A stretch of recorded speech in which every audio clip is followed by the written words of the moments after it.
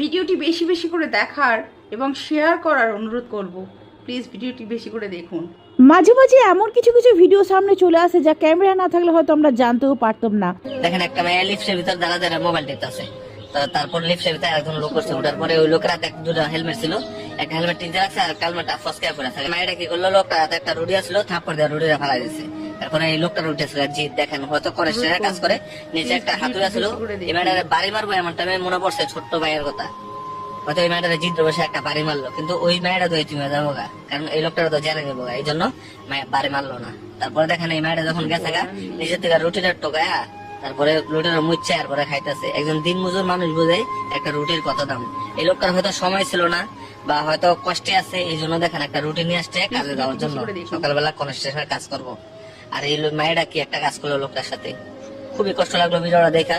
সবাই ভিডিওটা শেয়ার করে দিবেন, আর কেমন লাগছে ভিডিওটা একটু কমেন্ট বক্সে জানাবেন।